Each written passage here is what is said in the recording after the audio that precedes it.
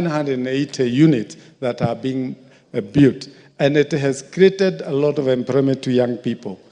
And the president's idea on making sure that we remove slums in our cities and in the rural area, it is the way to go for this nation, because every citizen in this country deserves a good shelter. On matter health, I am happy to report that many people in my area and others have actually given testimonies as to how they have been helped by the SHA and this Taifa Care. And Mr. Speaker, you know, if our president was one who cares about glorifying himself, maybe he would have called this Ruto Care. But we know that Obama had Obamacare. But I am happy that he has not put a name of himself here. He has called it Taifa, and it is a good for this nation. On agriculture, he is on record to have revived 17 factories in the sugar industry. Mr. Speaker, that is the way to go. For us to be stable in this country, we need to develop our own local industries. And the sugar industry, and I, Mr. Speaker, I'm an ex-employee of Mumia Sugar, and I know what Mumia Sugar used to be in Western Kenya. So, Mr. Speaker, for a country like ours to be self-food sufficient, it is also to give us dignity in the world. There's nothing as bad as a leadership of a country to go around the world to borrow food for its own people. And to hear that we have food in the stores, we only can say that this idea of subsidizing production is the way to go, because it has given better yield for our production. I know people have talked about public-private partnership. The country has no other way than to look for money so that we can develop the infrastructures that we have, whether it's the airport, power, or roads.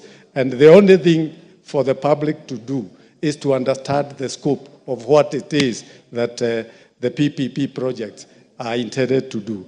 I want to support the idea of the women, the insecurity that has been there, for us to take care of them. You have half a minute more just to conclude.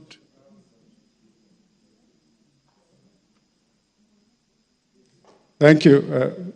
I was just saying that on the matter women, we must take care of them. They are our mothers, our daughters, and to make sure that they feel safe in this country. Because if we shake the women in this country, we will shake not only the economy, but also the social fabric of our nation. Thank you.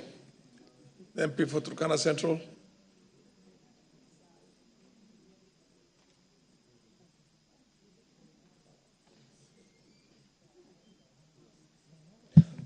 I thank you, Honorable Speaker. First, I want to congratulate the President for the speech on the State of the Nation address, and I want to say this is one of the best speeches I have ever been able to listen to and get a lot of content, either because I'm a first-time MP or because when I listened even to the other speeches before, to me, this was the best. Honorable Speaker, I want to start from the onset by saying that the speech by the President spoke deeply on the Bill of Rights as enshrined under Article number 43. Honorable Speaker, the Bill of Rights is justiciable, meaning anyone can take government to court when a Bill of Rights is not addressed. And Honorable Speaker, under Article 21, sub-Article 2 of the Constitution again, the government has an obligation to ensure that this is addressed. Honorable Speaker, statistics are showing that Kenya is not doing well under this Bill of Rights. If you look at the report by World Bank 2023, it says 32.1% of Kenyan population lives below the international poverty line of $1.9 per day. The report by UN OCHA also says 4.4 million people face acute food insecurity by 2023 due to prolonged droughts. Also, our Kenya National Bureau of Statistics last year gave a deficit of 2 million housing units with an annual demand of 250,000 units, but we only give a supply of 50,000 of those units. Honorable Speaker, I don't want to speak on health because it is hard to learn that 66.7 years is what is given as our life expectancy by World Bank. Honorable Speaker, I don't want to dwell so much on that, but what I want to say is the President, when I listened to his speech, under paragraph 71 and paragraph 72, the President mentioned about listening and learning. Honorable Speaker, that tone in itself was very positive for us to grow as a country. And Honorable Speaker, other honorable members have been able to speak about subsidizing production. I don't want to dwell so much about it, but what is spectacular about it is seeing 17 factories, sugar factories, roaring, coming back to life and giving a lot of life, quality of life to our people. I was in Kericho and I was told in a week, 90 million Kenya shillings is dispensed to people there from sugar, those sugar farmers. And that is a positive. Honorable Speaker, I don't want to talk about Taifa Care, which I will call maybe Ruto Care, because this House is discussing about the Cancer Prevention and Control Bill. And as a result of this Taifa Care, we may be able to say that we will achieve something. Honorable Speaker, I just want to conclude by saying that because of time, Ruto is a great leader. And where we are working as a country, we are working from what we will call a comfort zone to an area where we are really meeting the dividends of development, Honorable Speaker. And I want to say that we are in the right trajectory, Honorable Speaker, and this is the road not taken. And Ruto has chosen to take this route. All these other manifestos, Honorable Speaker, were speaking about housing, was speaking about universal health care. They were speaking all this, but none of those manifestos, even the Jubilee manifesto, was able to deliver on this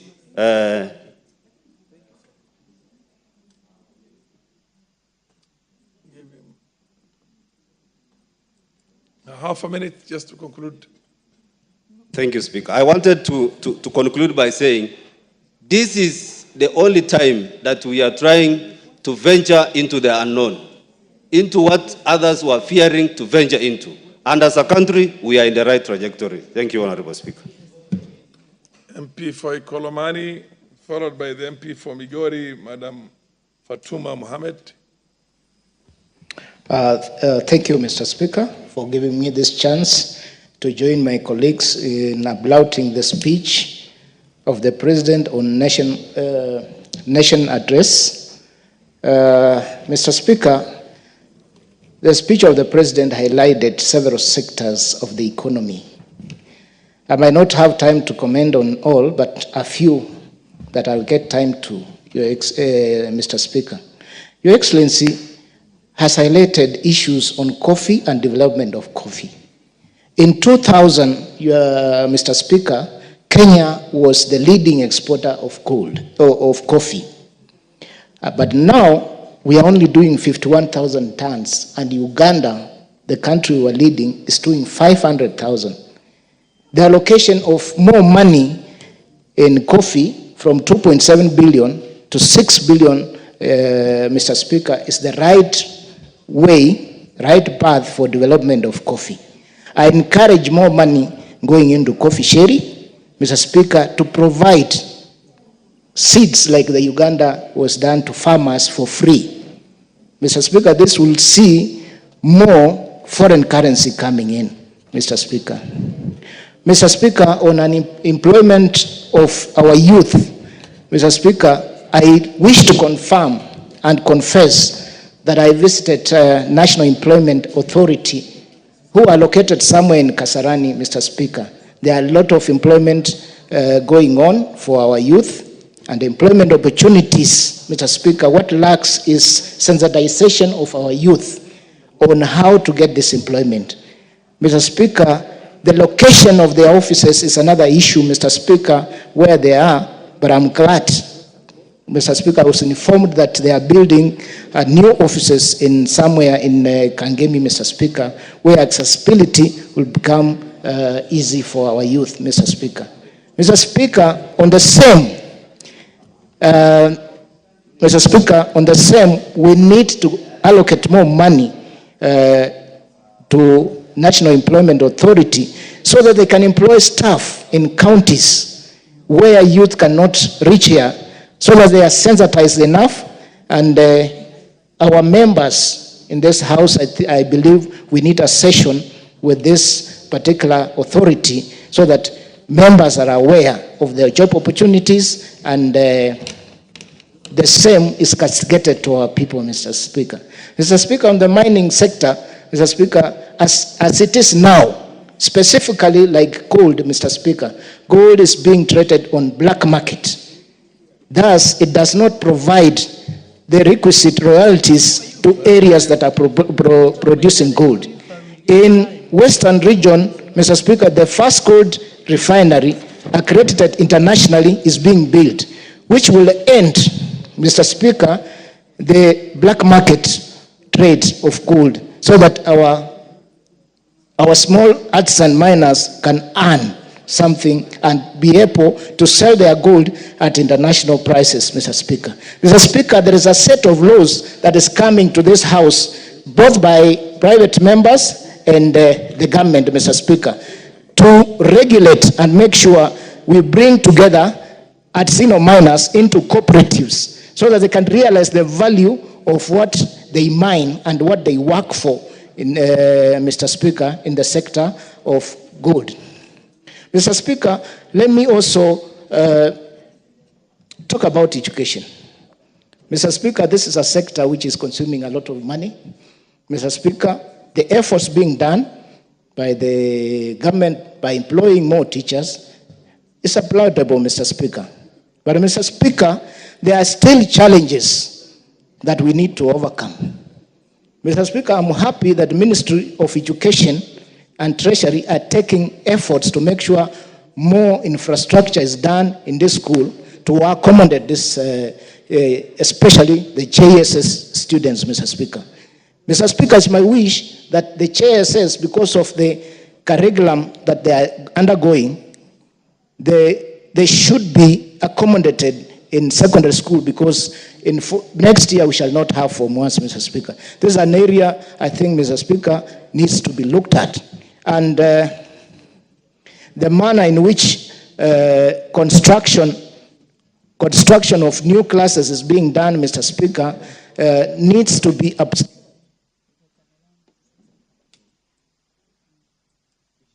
MP for Migori.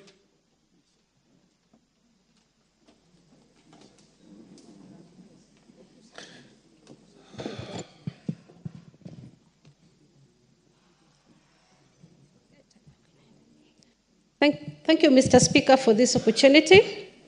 I stand to support with positivity the statements of the President of the Republic of Kenya.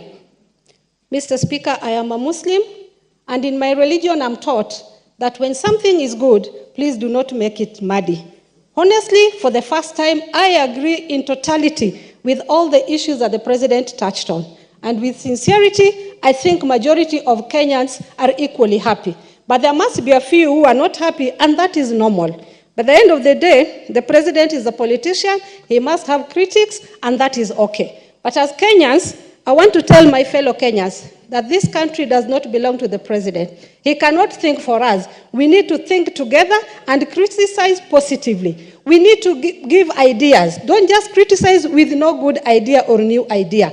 So I stand here saying that I am in support of the Taifa, Shashi, whichever name it may be called, it doesn't matter, because any name you give to a flower, it will still smell the same. So this health cover is going to help wananchi. Personally, I know that I'm being deducted 27,000 from my salary to go towards this health cover. Any citizen with sober mind cannot say this idea is not noble. After all, majority of us are not working. The few of us who are working, we are saying, please, Mr. President, take that money off my salary and let Wanjiko and Atieno and Amina get health cover that will work for them. I support that system. Mr. Speaker, I also stand here to support the idea that truly the dollar has gone down. I am a witness. I bought a few things in January last year, and by the time I was paying, I really cursed the president.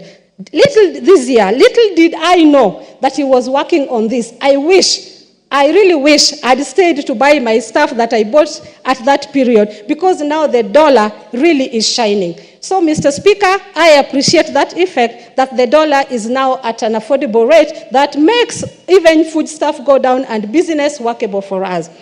Mr. Speaker, I'm also in support of the security system that Mr. President was talking about. Truly, our girls and women are now being threatened by these unnecessary deaths that are occurring in the country.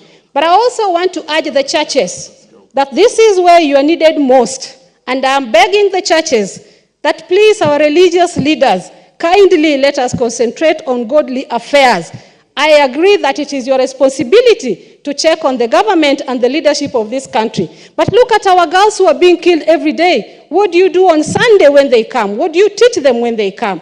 In our mosque, what do we tell our girls when they come for prayers? That, dear girls, the government cannot protect you when you enter a lodging with the wrong man.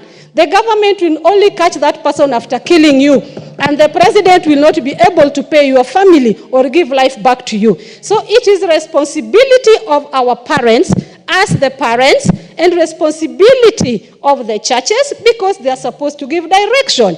As leaders, there's very little we can do other than speak about it in public barazas. But what will I do if Fatuma decided to walk in with the wrong man in a wrong place at night? So my dear girls who are in school, my dear parents who are out there, this responsibility is yours, and the government's responsibility is very limited, other than give a speech and say, we will see what we can do about it. Mr. Speaker, I want to appreciate also the fact that the security generally in Kenya truly is not good. But this is the effect of non-employment. And unemployment can only be solved when the dollar is down, so that the investor will have confidence to come to Kenya and invest.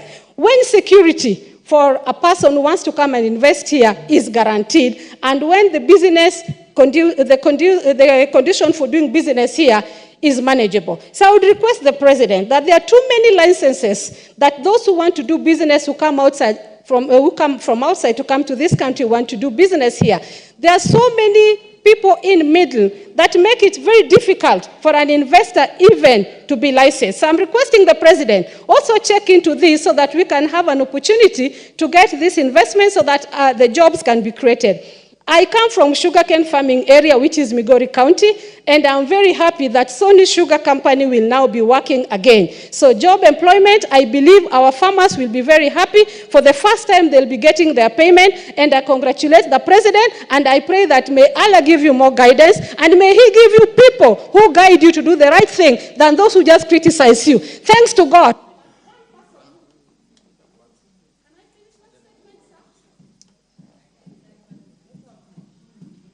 Okay, you have half a minute. Thank you, Mr. Speaker. I also want to tell my fellow leaders, and those who are already out, who went out by default or not default, that please advise the president on the right track. Since ODM donated our men and women who have knowledge in leadership, you can now see the president is being guided to the right direction.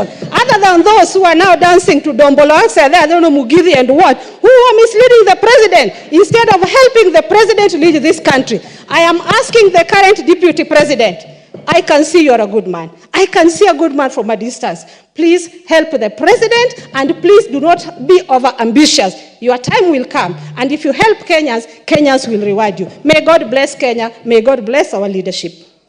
Honorable Mawade, followed by Ma Zamzam. Zamzam, you are after Mawade.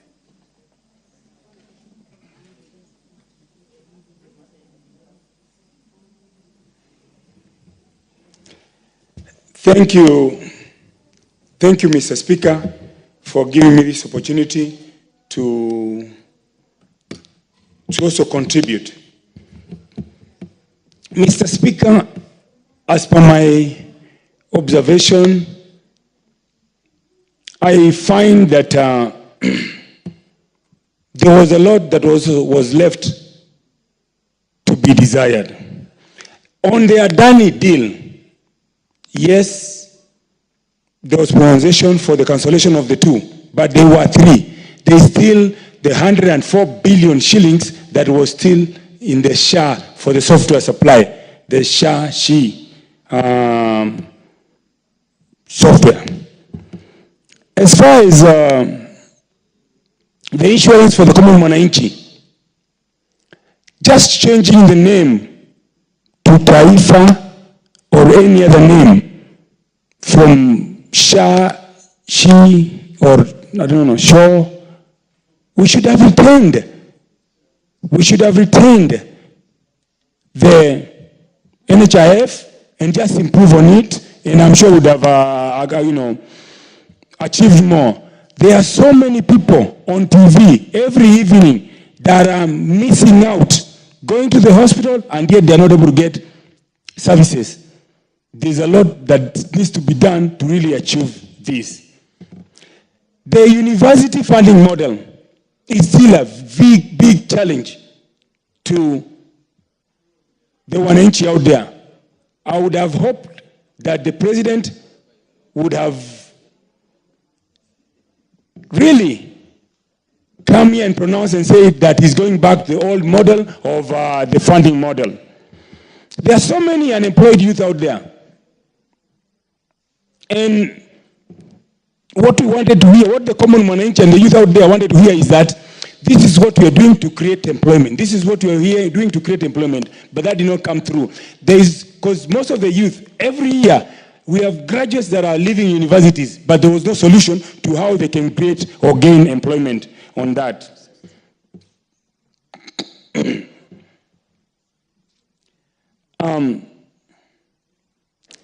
Kenya, the cost of electricity in Kenya is very high compared to our neighbors. The industries are fleeing the country to go to our neighboring countries because of the high cost of electricity. I was hoping that the president would come here and say that we will reduce the cost of electricity so that we are able to at least attract more industries. That way we are able to at least create jobs. There are so many companies in my area, in our area, Mukuru Kwaruben, that have left the country and gone to Rwanda and Tanzania, especially the EPZ. The cost of living is very high. There is no liquidity in the country. The common mwananchi doesn't have money in his pocket. And what matters for most part is how much you are able to retain. But if we keep on squeezing the common mwananchi's payslip and taxing them, then they'll not be able to have sufficient to be able to really afford an amicable living. Cost of doing business also in Kenya is equally high because of various licenses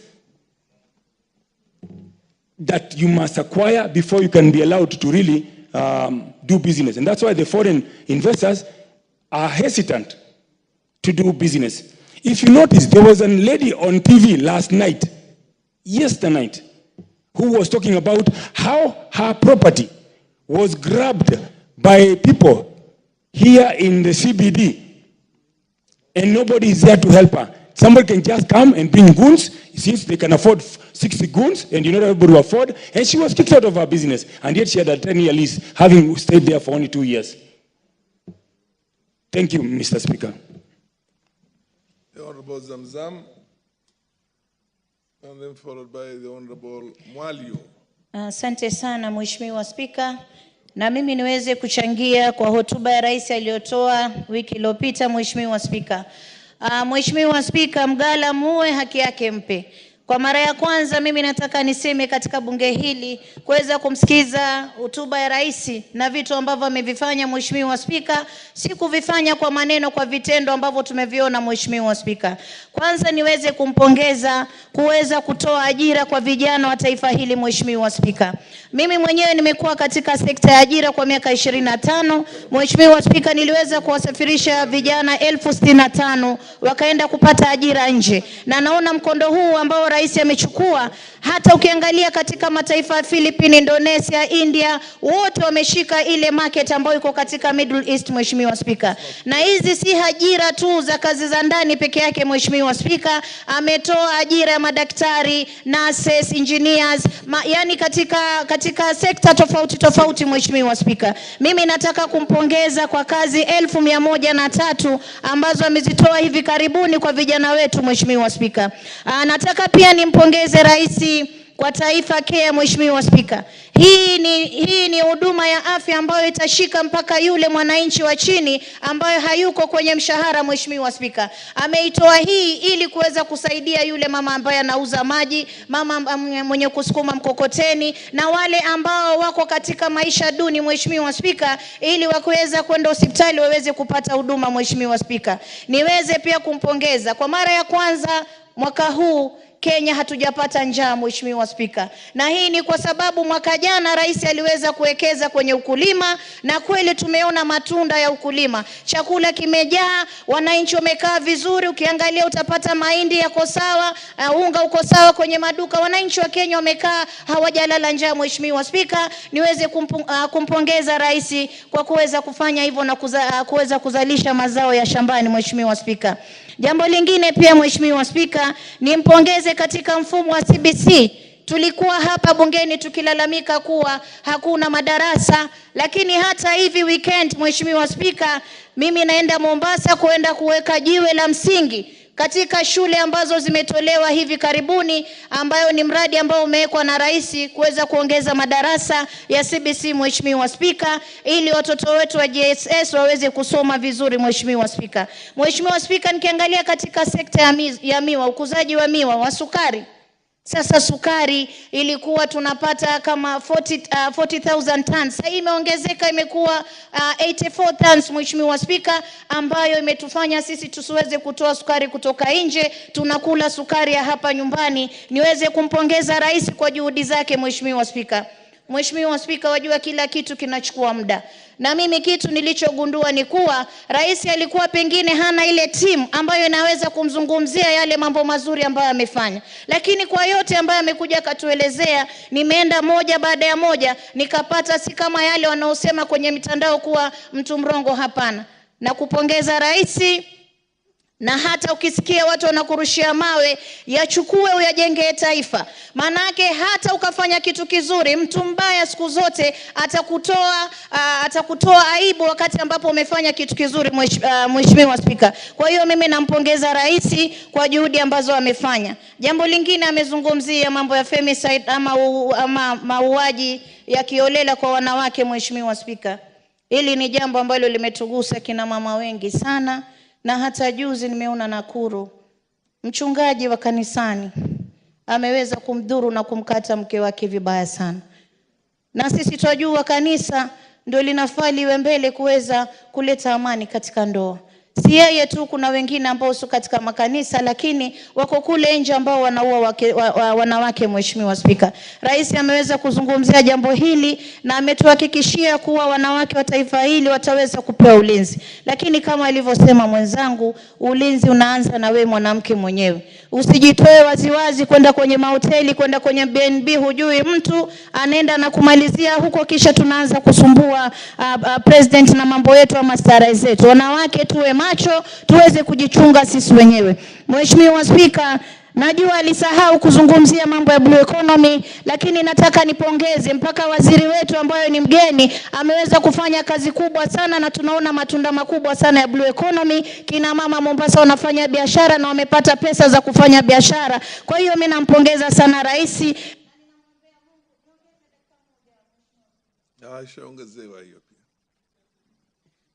Nataka nimpongeze rais kwa juhudi ambazo wamefanya kutupatia waziri ambao ni mchapakazi, kama alivyosema mwenzangu. Wamekuja wamepiga jeki na tunaona matunda kwa sababu ya uwiano.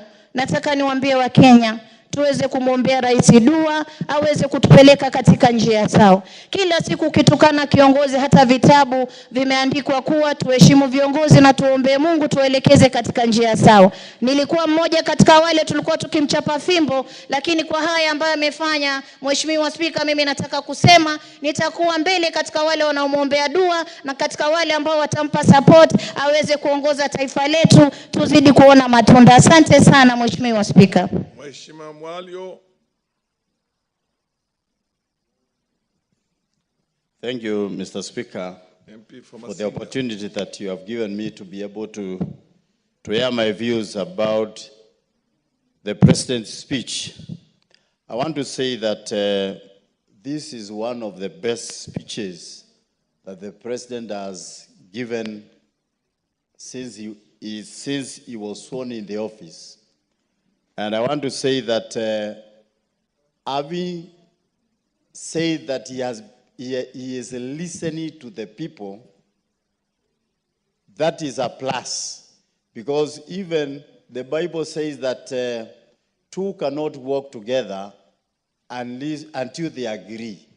So the President has started agreeing with the common mwananchi, with the Kenyans, and they have started a discussion together.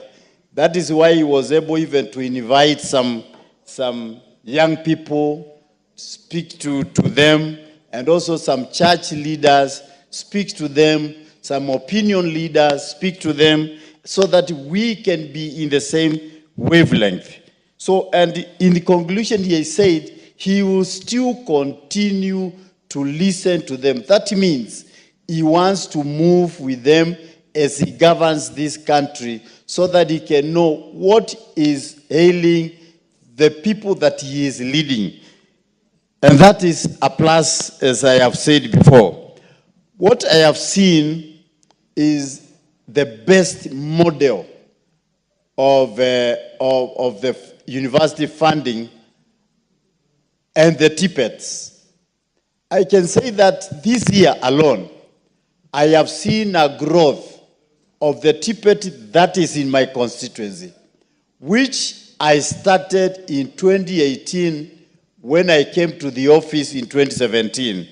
And for the first time, I had only 500 students for 5 years. But this year alone, because of this funding model, the students who have enrolled in that tippet are now almost, let's say, 6 times, because now there are 3,120. That means there is something good that is happening in the funding of education, because every child is able to go to school, the government is able to pay for them, the government is able to train, the government is able to send even the teachers. We had only 10 teachers. Now I have over 30 teachers who have been posted by the Tippet department, by the PS of Tippet. So what I can say is that at the end of it all, we are going to train young people that are going to be skilled to be able even to start their own companies, because they are learning technical skills which they can be able to use once they have been able to graduate from the colleges. Again, the jobs opportunities that are opening up in the overseas countries, in Canada, in Qatar, in UK, and also in Germany, where the government has been able to sign even some agreements. Like in September, we saw a very long queue in KICC, where young people were filling some forms to apply for those jobs. And some of them have been taken. One of the young persons sent me a text 2 days ago. He says, look at me, I am now in Qatar. I've already gotten the job. I have flown there. Somebody who has been staying here in this country, having been trained 3-4 years ago and has never gotten a job, now has gotten a job. What a joy for the parents that used to spend money to send them to school, and now they are getting employed. So we want to say thank you very much for the president. In finishing, I can say, the sheep and the SHA is the game changer, because everybody who is in this country will have a card to go and be treated in the hospitals without paying any money. Even the poor that are in our constituencies will be able to be treated. For example, I've been paying for the vulnerable 560 old people.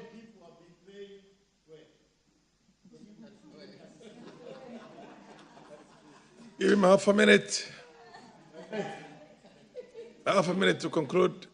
Yes, I've been paying with the CDF in my constituency. We have been paying 560 households, whereby we have been paying NHIF.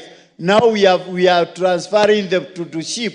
And I know when you multiply the father and the mother, that is 1,120 people, which is a plus. So to me, this is a game changer, and we should encourage it even to come to full realization so that people can stop murmuring.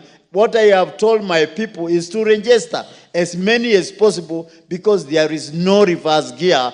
That has to be either SHIP or you are nowhere. So thank you very much, Mr. Speaker. I thank you for those few minutes. The Honorable Mulanya of Nambale, followed by the Honorable Manduku, and then Nimrod Mbai.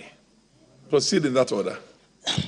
Thank you, Mr. Speaker, for giving me this opportunity to debate the President's speech.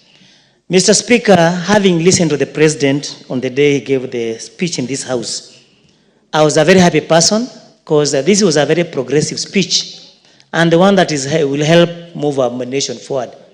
At the moment, we know that we are faced with so many challenges that Kenyans are crying that as a house you need to come to their aid and correct. But the President has given us food for thought on what you're supposed to do. Personally, I have 4 take-homes on the speech. First, on food security. The people of Nambale I represent were one of the beneficiaries of the President's program on subsidy fertilizer. Mr. Speaker, initially our people used to buy fertilizer at 6,000 or 7,000. And also, the main depot was 70 kilometers away. I personally made the initiative to move it closer to people by creating a mini depot using my NGCDF office. And I'll urge the Minister of Agriculture to support the President on this particular initiative by ensuring that we have many collection centers, even at ward level, because we are talking about farmers. Mr. Speaker, affording even 2,500 to many Kenyans is a tall order. Now that one is minus transport. So if we centralize this thing at the ward level, we are going to have many beneficiaries, many Kenyans are going to access it, and we'll ensure that we'll never have hunger in our country as it was experienced in the year 2022-2023. Further, I also noted the comment by the President on sugarcane. Coming from sugarcane belt, Mr. Speaker, I'm a happy person that the President put ink on the sugarcane bill. Now we have the Sugarcane Act. This act is going to help control the production and sale of the sugarcane in this particular country. The President was also very progressive by encouraging Kenya that instead of being sugar importing nation, let's be sugar exporting nation. By doing so, the production is going to increase. We are going to have many factories. And by doing that, we are going to create many jobs and even improve on our GDP by exporting sugar from our country. This is extremely progressive, so that we should not encourage sugar barons to bring and dump sugar in our country, then discourage farmers, whereby the output from the farm will be very low. However, Mr. Speaker, still on the sugarcane production, I'll urge the Minister of Agriculture to ensure that as we put in the Sugarcane Act, let's ensure that we control the price of patronage for the farmers, so that a farmer does not go home empty-handed after toiling for 18 months to ensure that he produces sugar and supports the economy of this nation. Mr. Speaker, the other issue was on corruption. The president again gave us a take-home, and he challenged the House that why should we have election petitions concluded within 6 months? And yet, we have corruption cases taking 10 years. If we reflect back, the period when election petitions were not controlled, the period within which election petitions was concluded was not controlled. We note that a member will serve a whole term while the petitioner is still struggling in the court corridors. So also, this one has helped reduce election malpractice. And by reducing the period within which to litigate on corruption cases, it will help our nation by discouraging people from engaging in this vice called corruption. Lastly, Mr. Speaker, on the issue of universal health care, there's a positive that the president is encouraging Kenyans to embrace this particular mode of financing a health system in this country. The president's wish is to have all Kenyans access free health care in this country. We note that under the Taifa Care, when you register today, you get services today or tomorrow. Compared to that to NHIF, you register, there's a grace period of 6 months. So before you can get service, we say this is a plus. I encourage. Okay. Honorable Manduku, followed by Madam Sioi. Oh, Nimrod. Yes, Nimrod. Thank you, Mr. Speaker. Yes. Mr. Speaker, having had the advantage of listening to the President's speech and having read the actual speech, I want to confirm that from where I sit, the speech was factual, it was persuasive, and it touched the pulse of the nation. In fact, by his own admission, and as captured in paragraph 7, the President, for once, listened to the people. And it's not just in the delivery of the speech, but even the style in which it was written, and the context and the content therein. Having said that, Mr. Speaker, and reading this speech again and again, I can see that the vision of the President is that Kenya should be on the right trajectory. Let me highlight some of the areas that I think the President should have improved on. Mr. Speaker, on the issue of Taifa Care, most people may want to understand that this model is largely borrowed from the United Kingdom's health service model, the NHS. But the concern of most Kenyans, and especially the people whom I represent from Nyerivari Masava, is on the coverage, the access, affordability, the quality of the healthcare, the transition from NHIF to SHIF, the sustainability of this system, and largely, how inclusive this system shall remain. On the issue of the economy, which the President aptly captured, people are still concerned about the cost of living, job creation, debt management. This House resolved in the debt management system that we should borrow a mix of 30-70%, 30 being domestic and 70 being international, and yet the National Treasury has not achieved those numbers. We still have to talk about economic growth, financial inclusion, and especially with regard to the SMEs. Mr. Speaker, I want to laud the President for talking and acting on the issue of femicide. From where I sit, Mr. Speaker, allow me to condemn this vice and urge this House to make a legal framework as soon as possible so that we can support the initiatives that the President has so well elaborated. I also want to urge the civil society to come on board and sensitize Kenyans on the dangers and the vices that come with femicide. Mr. Speaker, something that touches on our people so much is on the issue of education. We still have a few challenges in the transition to the competency-based curriculum. Mr. Speaker, what people want to hear and know is an assurance that there shall be 100% transition from primary to secondary and eventually to university, and then thereafter to the job market. Our people also want to be assured of the quality and that there shall be equity, and that we shall always engage stakeholders in any decisions that we make in as far as the issue of education is concerned. Mr. Speaker, the President did not mention anything to do with the reconstitution of the Independent Electoral and Boundaries Commission. We know that this matter is in court, but we think that having had a chance, he should have shown that he is an interested party in making sure that we have this body reconstituted as soon as possible. He also did not mention where all his vision lies or aligns with the Vision 2030, which we know is the economic blueprint that this country so well adopted. Lastly, Mr. Speaker, on the issue of housing, I would urge those involved to fast track the agenda and make sure that as soon as possible, we have as many houses being built so that they can have the economic stimulus that we're supposed to inject into the economy. Having said that, Mr. Speaker, on a wholesome, I want to thank the President for listening to Kenyans for once. Thank you, Mr. Speaker. Honorable Nimrod, and then COE.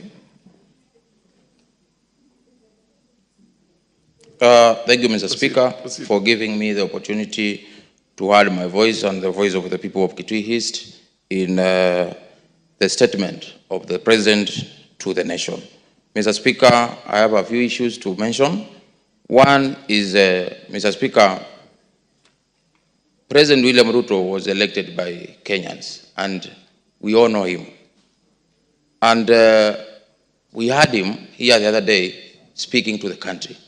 And we've listened to this House from morning, members elected by people commending what the President has done positively. Speaker after speaker, positively.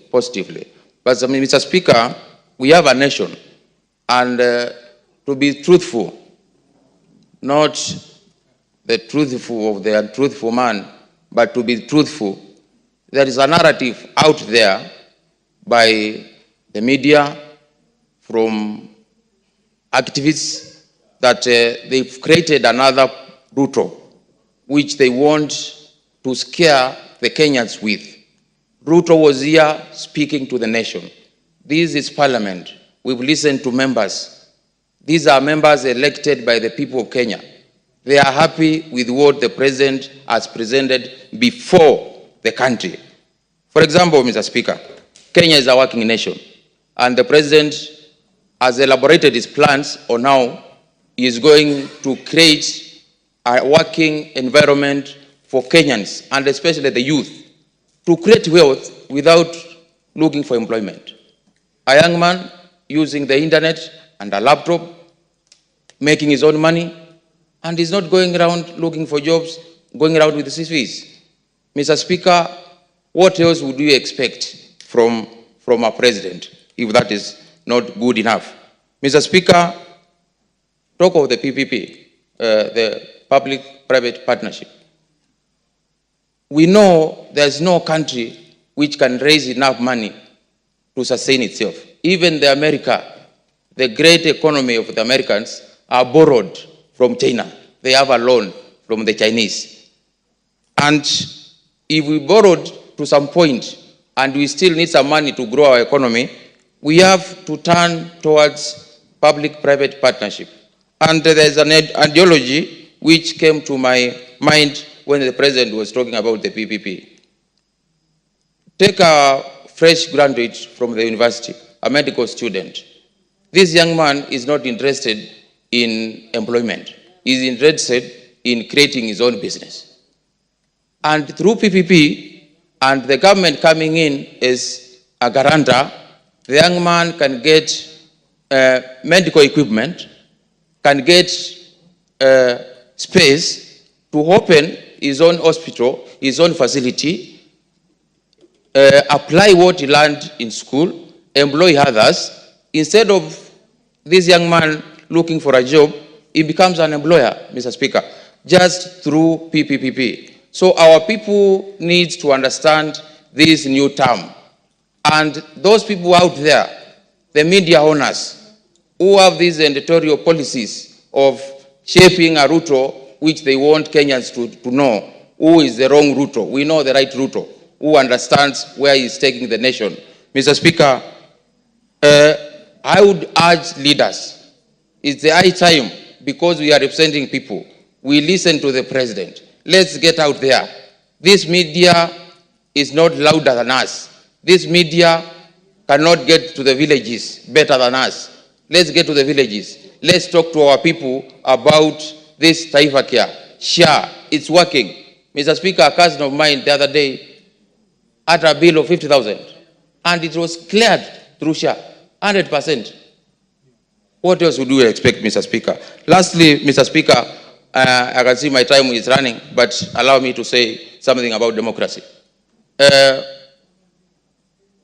Honorable, His Excellency Honorable William Ruto has put the democracy in our country to another level. This country can never turn back to dictatorship. We have seen the president ceding ground on issues which Kenyans have complained about.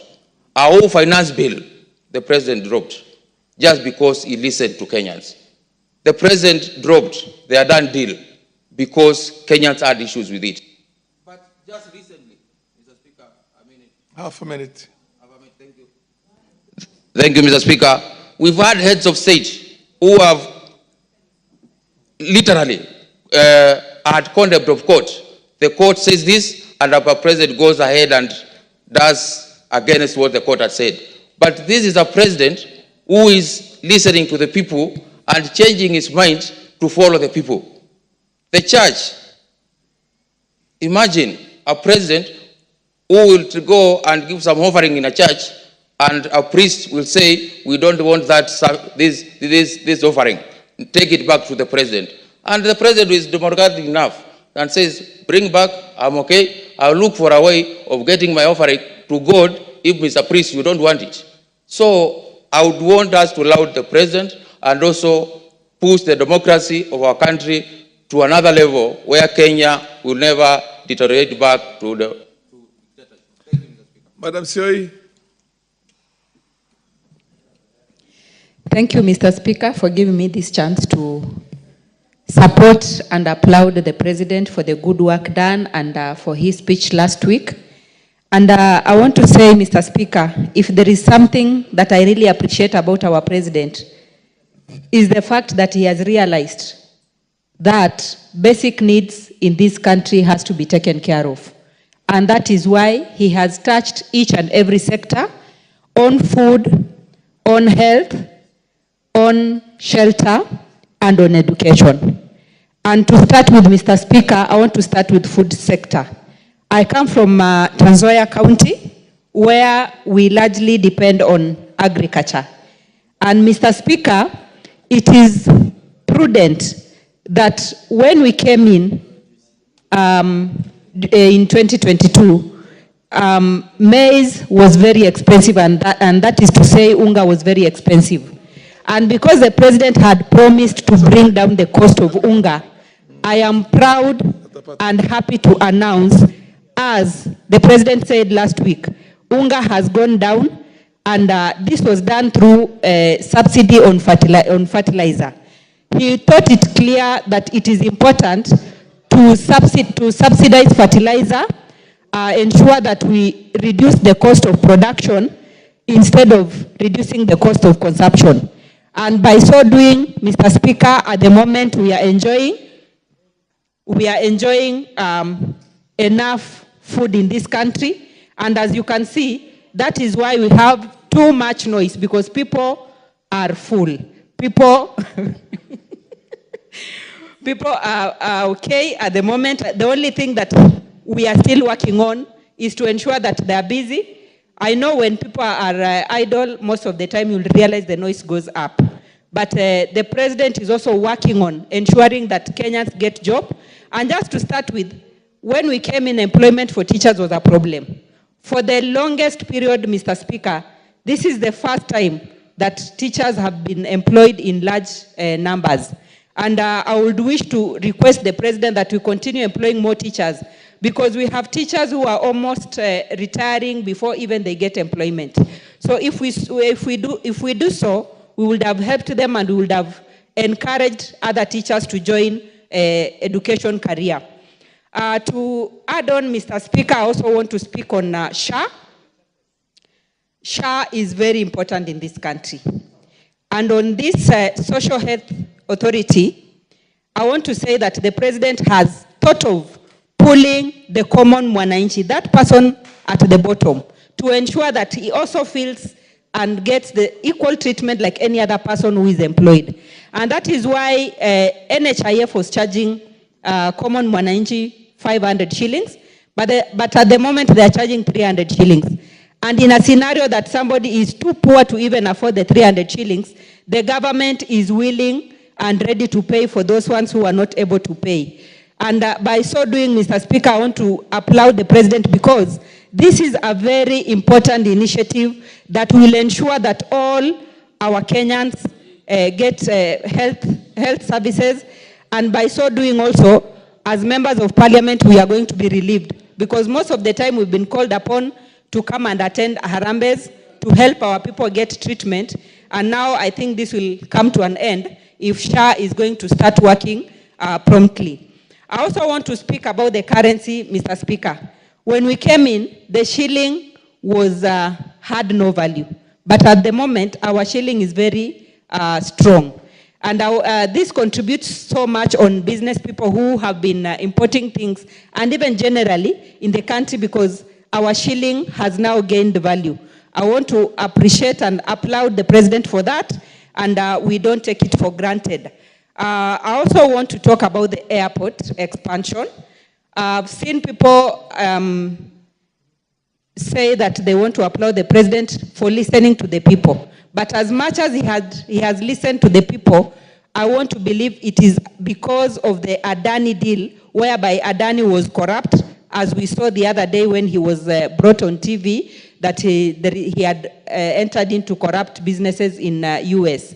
But we still want to lease out our airport to somebody, an investor who can come and expand our airport. By so doing, I know we'll be creating more job opportunities for our youth, because this... Give a half a minute just to conclude. Thank you. Because our airport at the moment, Mr. Speaker, is too small to accommodate or to expand or get more job opportunities for Kenyans. So if we are able to expand our airport, I am so sure that we are going to create job opportunities to our youth, and we will have more people in job opportunities, we'll have more people in business, and we'll have a number of people coming to connect from Kenya to other countries. Thank you so much, Mr. Speaker.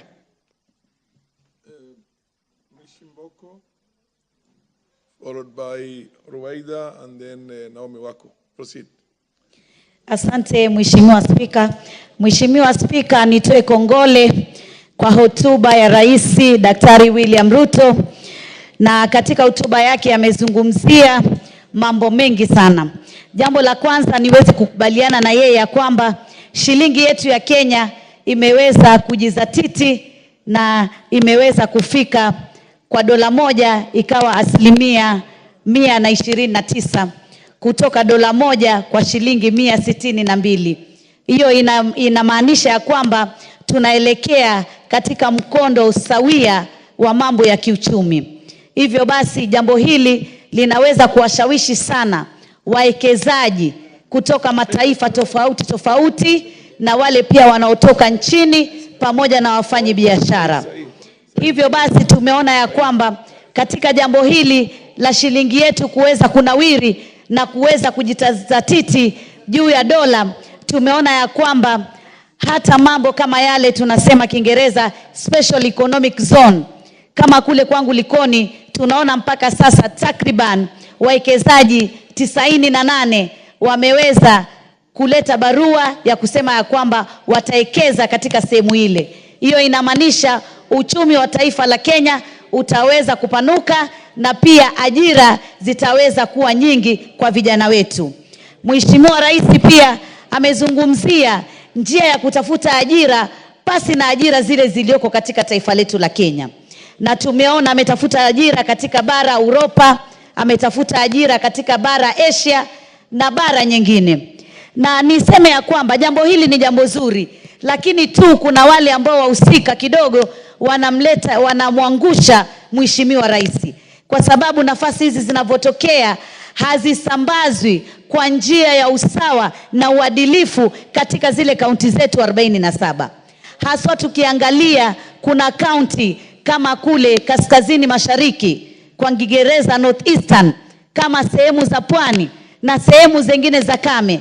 Nafasi kama hizi zinakuwa hazifiki. Hivyo basi Wakenya wanaona pengine jambo hili halifanyiki, na kumbe jambo hili linafanyika, tena linafanyika kwa hisabu za juu sana.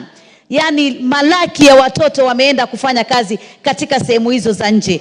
Kwa hivyo tunasema wale wahusika waangalie wataweka Ukenya katika jambo kama hili ambalo wanalifanya. Vile vile katika kufufua viwanda vyetu vya sukari, tumesema viwanda vya sukari vinapofufuliwa, kwanza uchumi unaimarika. Pili pia tunajenga ajira. Vile vile pia tunapunguza hali ya maisha kwa Wakenya, kwa sababu bei ya sukari itaweza kushuka chini. Kama vile vile shilingi inavyonawirika, tunaona bidhaa kama vile unga, bidhaa kama mafuta zinaweza kushuka chini. Kwa hivyo mimi nataka niseme ya kwamba jambo hili la kuweka viwanda vya sukari kuja chini, kuboreshwa ni zuri sana. Hivyo basi tunaomba hata kiwanja kile cha Ramisi kule Kwale katika eneo la pwani kiweze kufufuliwa, kiweze kuimarishwa na uchumi uweze kupanuka pale. Jambo jingine ambalo nataka kuzungumzia ni kwamba ni swala la elimu. Rais amelizungumzia sana swala la elimu, na akazungumzia ya kwamba kuna walimu wengi sana walioandikwa wakati wa nyuma, na hivi sasa pia walimu takriban 20,000 wataweza kuandikwa. Namwambia Mheshimiwa Rais, tunakupongeza kwa jambo hili, lakini narudi tena kusema wale wahusika waweze kusambaza nafasi hizi za walimu katika kaunti zetu zote 47, na waone ya kwamba kuna uadilifu na kuna usawa. Ile Kiingereza tunaongea tunasema equity na equality. Manake tukizungumzia uadilifu na usawa ni kwamba uadilifu kwa zile sehemu ambazo zimekuwa na changamoto zipate walimu zaidi. Swala jingine ni swala la adani. Nimpongeze Rais kwa sakata hii kwa kuweka kikomo, kwa sababu lazima uwekezaji ufuate taratibu na ufuate sheria na utumie fedha ambayo haitamuumiza mwananchi katika taifa la Kenya. Jambo jingine ni dhulma za kijinsia, haswa kwa watoto wetu wa kike. Tumeona watoto wetu wakitekwa nyara, watoto wetu wamekuwa wakiuliwa kikatili. Swala hili vitengo vya usalama lazima vijizatiti, vitengo vya ujasusi lazima vijizatiti, ili tuweke usalama wa kina mama zetu, usalama wa wasichana na usalama wa vijana. Jambo la mwisho amezungumzia umoja. Mpe nusu dakika. amezungumzia umoja wa taifa, na mimi nimpongeze kwa kuweza kuleta uwiano wakati tulikuwa na ghasia zile ambazo tuliona majenzi, na tunajua ya kwamba umoja wetu ni nguzo yetu. Juzi na jana, kama asingeleta viongozi wengine na tukao na uwiano, leo tungekuwa wakimbizi katika taifa letu la Kenya. Tungekuwa tunaenda Uganda, tunaenda Tanzania kutafuta makao. Kwa hivyo tunasema ni vizuri ya kwamba sote ni Wakenya, ulikuwa katika opposition ama ulikuwa katika upinzani, sote ni Wakenya na Wakenya wafaidike kwa sababu sote tunaweza kutoa ushuru.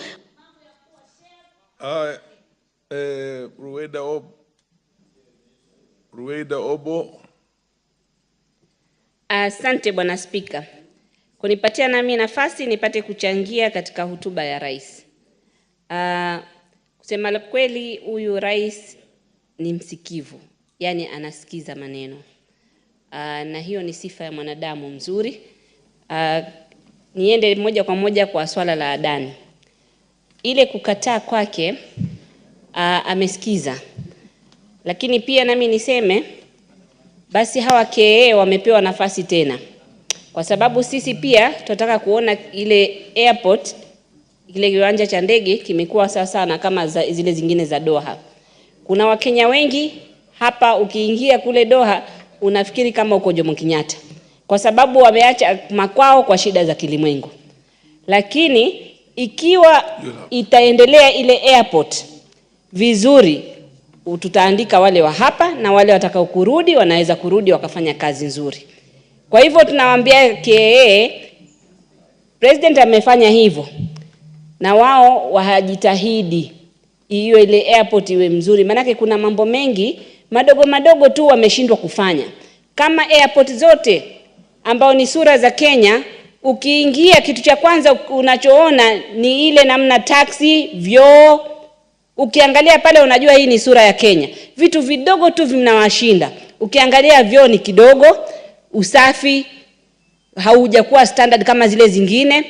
Taxi unavutwa kama uko sokoni Kongowea labda kule Mombasa. Hawawezi kuweka line. Na nimeuliza swali bunge nikamwita waziri hapa, haijawahi kufanyika bado. Sijui sababu ni nini. Mimi ilikuwa nataka, hamu yangu kubwa ni ile airport ibadilike, iwe kama airport za wengine. Sisi tunaambiwa hapa East Africa sisi ndio big brother, lakini ukiangalia airport zetu zinatupatia sura mbaya ya Kenya.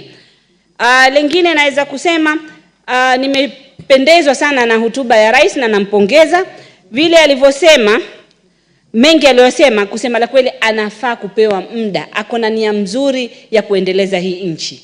Akipewa muda afanye, naona kutabadilika. Amezungumzia pia masuala kwamba alipoingia madeni yalikuwa yako mengi, lakini hangeweza kuongeza tu madeni kwa sababu ametumia hikma. Tukiongeza madeni tu sisi tungepigwa mnada kama nchi zingine.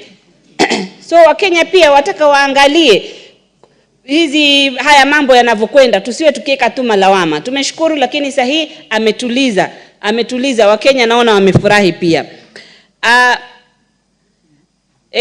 Rais pia amezungumza apunguze matumizi na ubadhirifu katika speech yake, ambayo ni jambo zuri Wakenya wanataka kusikia. Manake hii Kenya kusema la kweli tunajiweza. Inapora kweli, lakini utaona imesimama. Je, kama haiporwi, si Kenya tungekuwa tuko mbali zaidi?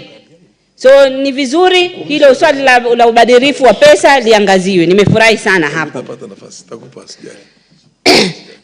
Kusema alizungumzia pia juu la bidhaa zimepungua bei. Ni ukweli, tusemeni ukweli, wafaa kusemwa.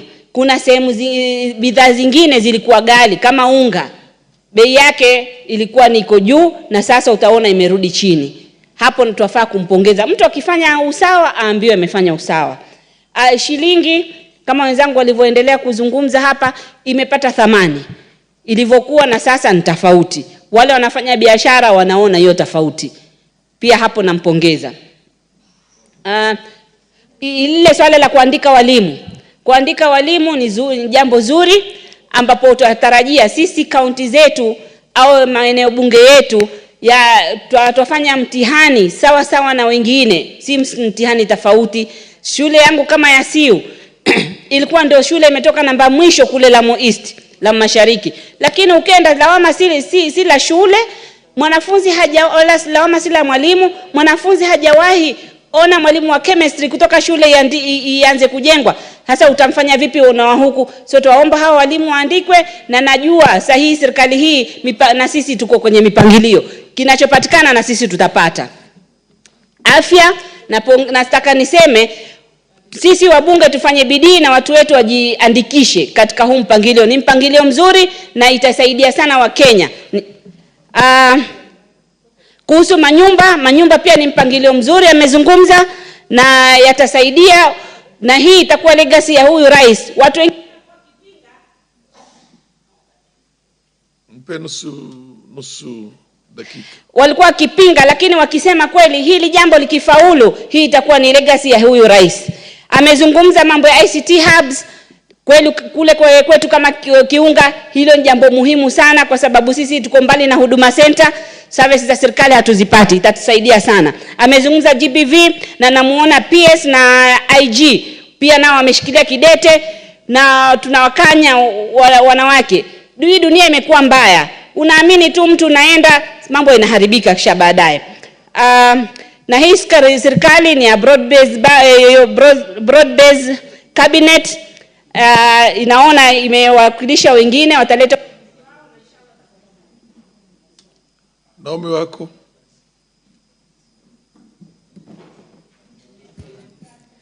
Thank you, Honorable Speaker, for allowing me to contribute on this. This speech that was given by the President as his national address was well written, articulated, and the President spoke to his people, and also he addressed us as leaders who are working with him in this nation. Honorable Speaker, one thing that was very clear is that the President had a lot of passion as he was addressing the nation. The President confirmed that he has been working with the nation, and also confirmed that he is hands-on and is a listening President. As he was speaking, he addressed national values, he addressed principles of governance, he addressed progress on international obligation. Honorable Speaker, many national address has been given, and even for him, since he was sworn in, he has done few others before. But this particular address was so unique because in his speech, he was able to touch on different areas. He captured very well the rapid change that our nation went through since he delivered his last national address. Honorable Speaker, that confirms that our President is concerned on the progress, and it is like after every national address, he knows the activities that need to take place, he knows the project that needs to be accomplished before his next address, and he knows that he needed to capture every activity, every challenge, and every progress that the country goes through. One important thing he mentioned, as I said, is that he said he has improved on his listening skills and he's listening to the people. Honorable Speaker, many are the times that we have been criticized of not listening to the ground. But from this speech, it is quite clear that our President is not working alone, but is working with his people.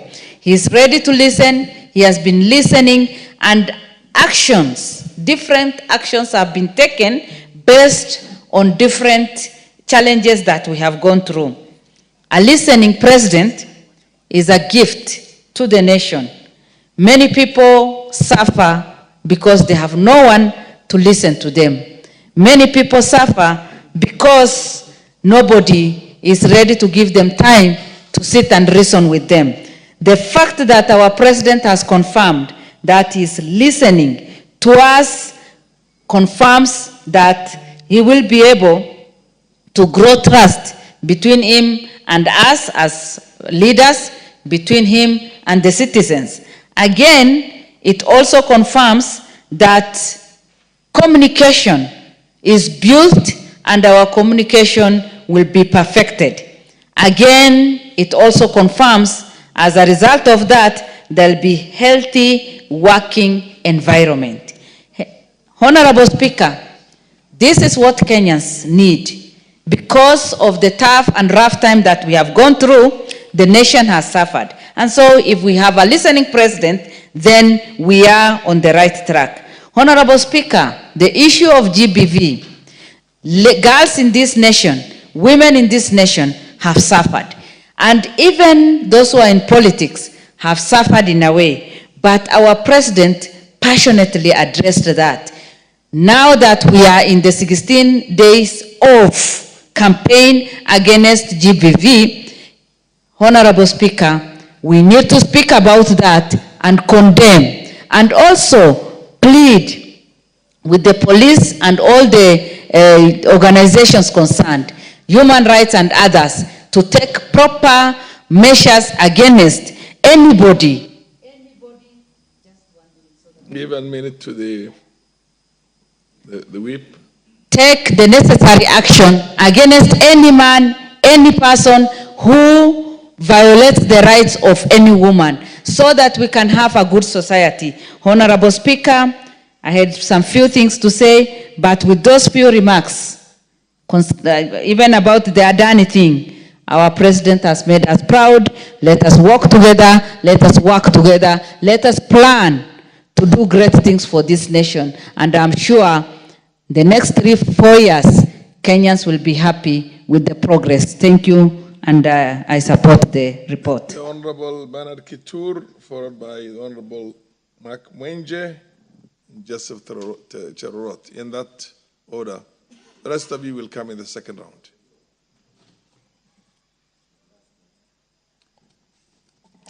Thank you, Mr. Speaker, for giving me also the opportunity on behalf of the people of Nandi Hills to also give our contribution on the State of the Nation address that was made by the President in accordance to Article 132C, where the President is required every year to lay before the House a report on all measures taken and progress achieved on realization of national values, principles of governance, the international obligations, and of course the state of security.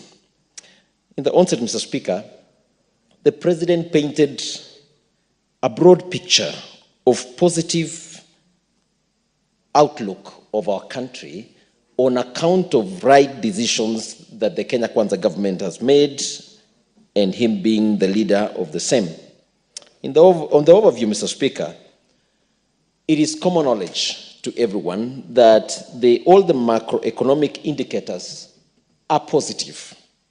Take the easy ones, for instance, Mr. Speaker. In 2022, when we came into leadership, the dollar rate was at around 160. Currently stands at around 130. That tells you there are positive aspects. And of course, there was a lot of complaints around that time on the cost of life that was pretty high. Importation of things was so expensive, there was a ripple effect in the market. But generally, Mr. Speaker, over time then, we've had and seen, a decrease as well on the inflation rate from 9.6% to 2.7%, largely because of the favorable climatic conditions, equally the right policies, including the fertilizer subsidy that have had a great increase in, for instance, maize production in our country. In 2022, Mr. Speaker, we had about 34 million bags that are being produced. Then 2023, 47 million, and expectations of 2024 standing at 74 million. This means when a society has food, then we are able to have a productive communities. When you look at also all the other indicators, including in the agriculture, Mr. Speaker, talking about sugar, when we noted that sugar industry was on its downtrend, but now we have almost 17 factories up and running, with 4, Mr. Speaker, being refurbished.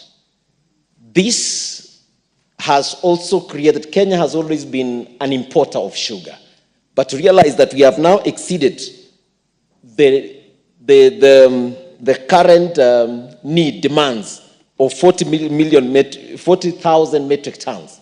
We now have a production of 84,000 metric tons. These are very positive indicators of the right decisions that the president has been able to make in the last few years, and we are now seeing the results. So this also disapproves the naysayers. I think also it's important for me, when I was talking about the macroeconomic indicators, Mr. Speaker, I wanted to mention about the foreign reserves that now stands at 9.5 billion, which in the last 10 years, we've never had an opportunity. We have about 4.5 months reserve cover. This essentially means for the investors, you can be assured that you can be able to get dollars around. This was a challenge that we had when we were actually coming into power. It was a very serious issue as of then. So these are clear indications. When you also talk about the interest rates, I saw even another institution, financial institutions, that have been posting reduction on the interest rates. What does this mean, Mr. Speaker? It means you can be able now to get capital to do your businesses at a cheaper, cheaper capital within the country. Positivities that is worth mentioning and really celebrating on what the president talked about. Maybe to still touch a bit on agriculture, Mr. Speaker, because this is where I come from. I come from a region where now we are beginning to embrace matters like coffee and milk. I was very impressed. Give him a minute. Mr. Speaker, thank you very much. I just wanted to mention that several things that were mentioned, whether it's housing programs, Mr. Speaker, it is going to have a positive impact in our country. Whether you're talking about the issues of corruption, the President spoke about it. And I would like to join also to appreciate what the government is doing on that space. Finally, I want to talk about the gender-based violence. This vice must be fought by all. And I want to thank the President for taking this head on. Even this House must take this measure that all women in our country must be protected. Men must be able to protect our women. Generally, Mr. Speaker, we thank the President for the very, the leadership, very strong leadership that he's been able to provide, to show as a country, and still pray that all the other things that he mentioned shall be achieved. Thank you, Mr. Speaker. Honorable Manje. Thank you, Honorable Speaker. Honorable Speaker, the nation and the people were looking for hope, reassurance, speaking of the economy, speaking about jobs. They want to hear us speaking about growth and address the challenges, Honorable Speaker. Allow me to go straight to some of the issues, Honorable Speaker, that were raised. One was the issue of Adani, which has been a thorn in the flesh in this government to us as honorable members. Honorable Speaker, hearing the President agree to withdraw those contracts was like pulling out a thorn that has pricked you in your foot. It's painful, but it's some good pain because, it was relieving. It's what got members of Parliament on their feet, Honorable Speaker, because I believe it was an issue that even those who wanted to support felt there was an issue. Honorable Speaker, the issue of SHIF, which salaried workers have had an issue with, their teething problems, the benefits seem to be taking long. Those are the issues that we felt that the President should have gone deep into. The issue of housing, once again, which is Salaried workers have had an issue, but Honorable Speaker, this is an issue that will take time for the benefits. But we also need to speak to Kenyans about what it will benefit us 10, 15, 20 years down the line. Honorable Speaker, the President spoke about abductions. I must admit, Honorable Speaker, I didn't find the response quite satisfactory unless he was admitting there's a rogue team out there that is conducting these abductions. What we've been hearing about Kizza Besigye and other persons who have been abducted, Honorable Speaker, is something that is of concern. Honorable Speaker, the President spoke about JSS education, where he's done very well with the classrooms, especially for us here in Nairobi. He's done quite a bit, and we appreciate that. The issue of university funding, Honorable Speaker, I felt this fell short. And there was quite a bit that needs to be done. Honorable Speaker, these projects that I've just mentioned are large projects. And I fear that at times we are forgetting what the common mwananchi wants, the smaller projects. Food prices, that was something very good, and we know that food prices have come down. The price of unga has come down. The issue of job creation, this is an issue where the President is working at it, but more needs to be done.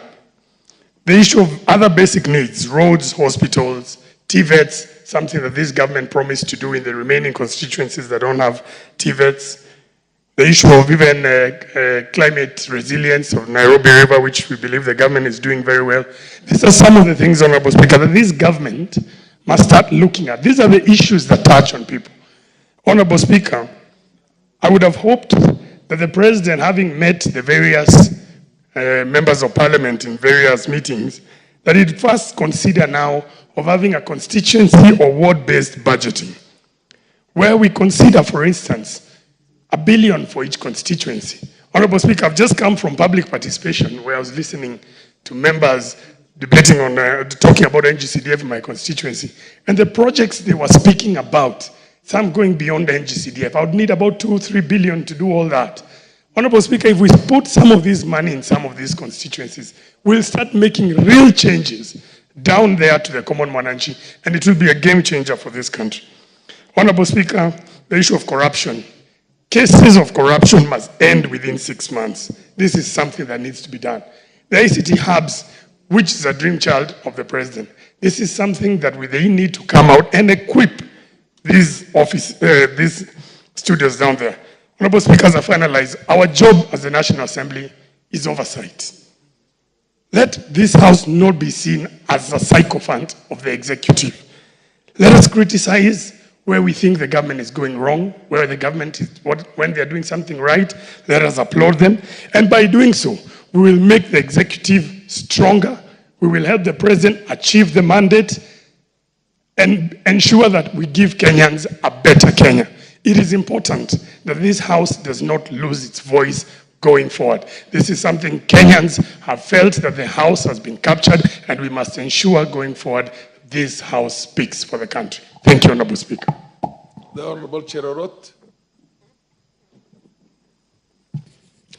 Thank you, Mr. Speaker, for giving me this chance. Honorable Tom Odege in the House.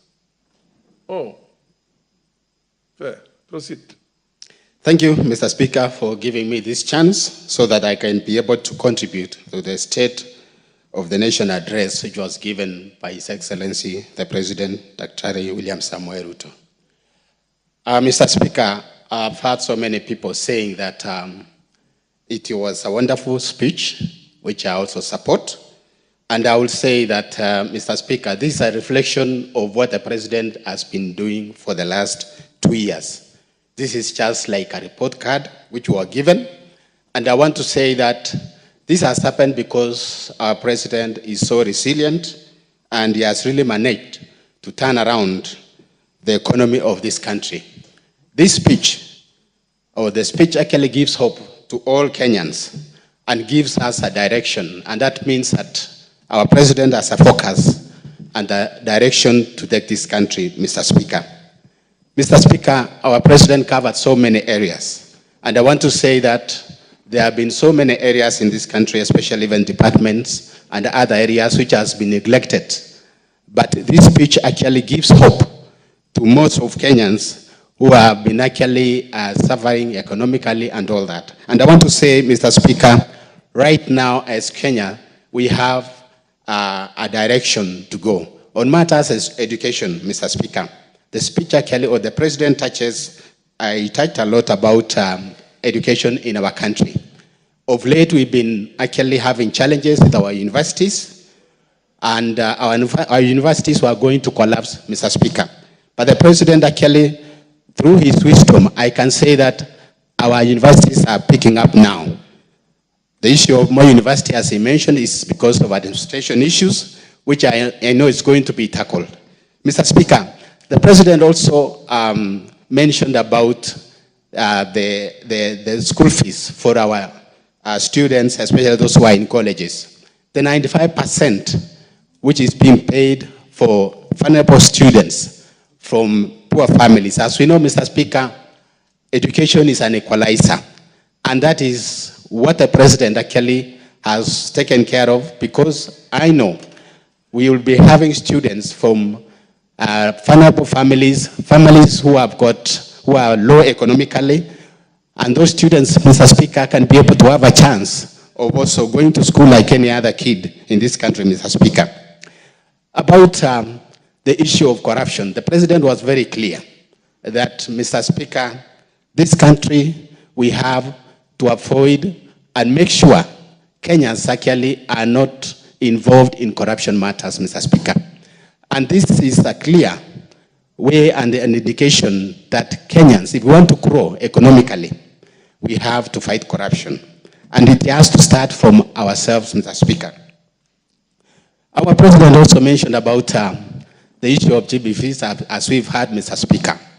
This has been a big problem, the femicide, Mr. Speaker, whereby our women are being killed, and instead, he actually mentioned that boys should not use their masculine to fight women. And this is a very clear indication that the president is a president who cares. This one also, Mr. Speaker, should be also extended.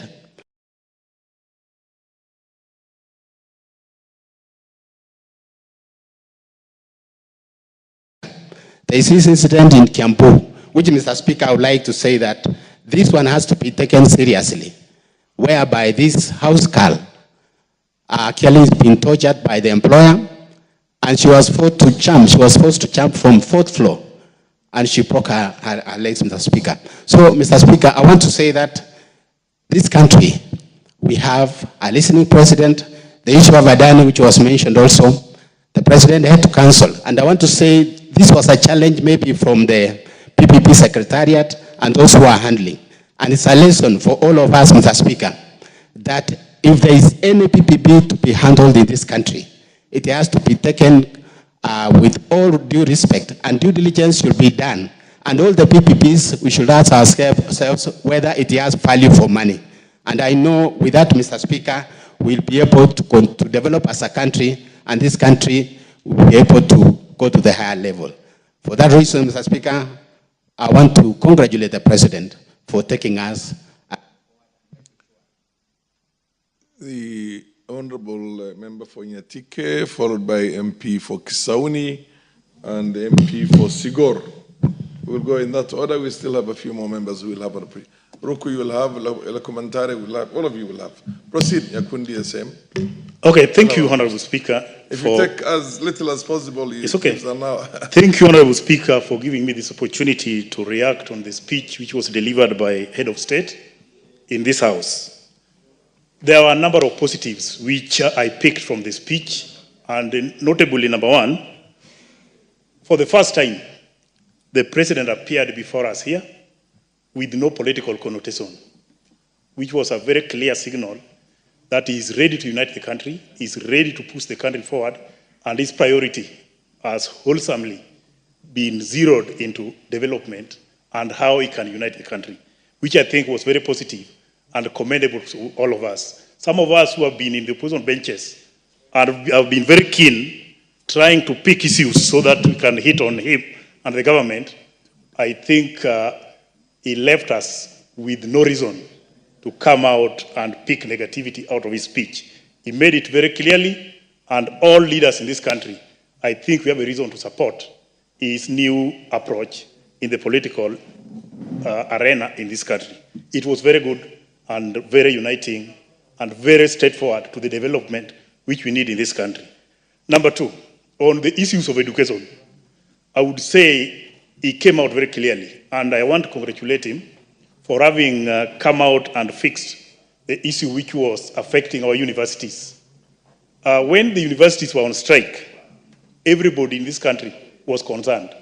Now that the universities have gone back, I would urge him to go deep into the root cause of the problems in the universities, and we fix it once and for all. We don't want next year to see universities on strike again. Those workers in the university who are taking care of our students should be made comfortable so that this idea of strikes can come to an end and our people can get positive education from our universities. On agriculture, as most of our members here have pointed it out, I would say the effort put in agricultural sector has bore a number of fruits, because now we can clearly say that there are some hope in agricultural sector for improvement and harvest, which will sustain food security in this country.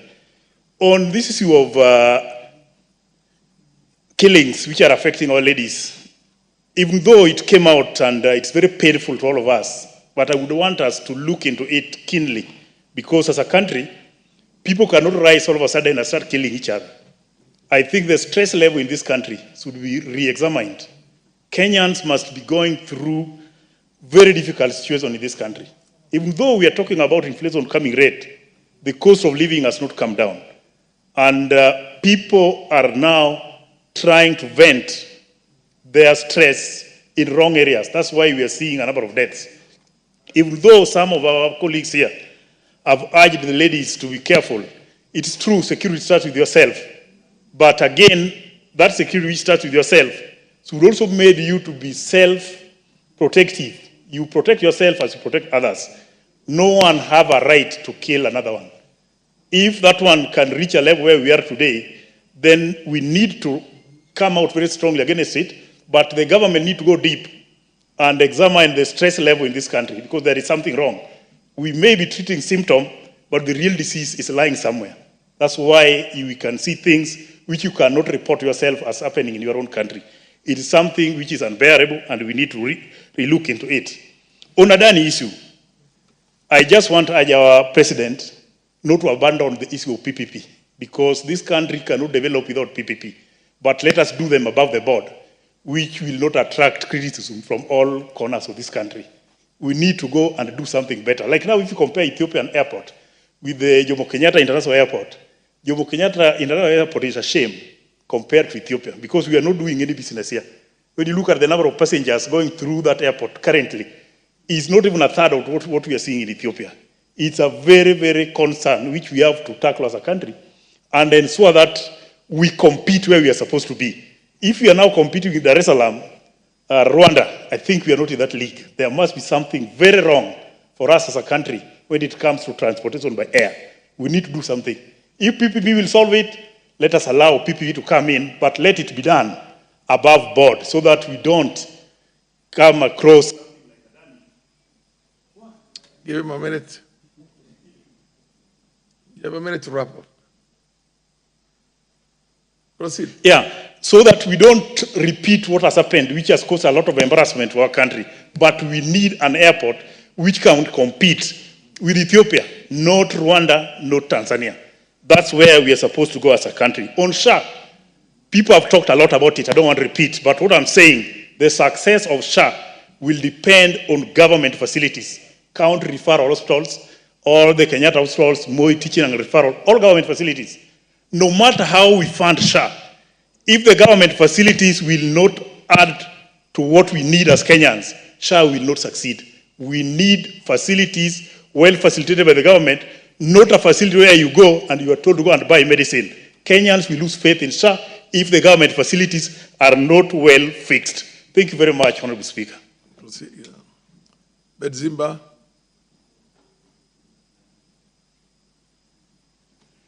Asante sana Mheshimiwa Spika kunipa fursa na mimi niweze kupenyeza sauti yangu kwa kuichangia hotuba ya Mheshimiwa Rais aliyokuja kuizungumza hapa kwa taifa. Kwanza nizungumzie swala la Adani.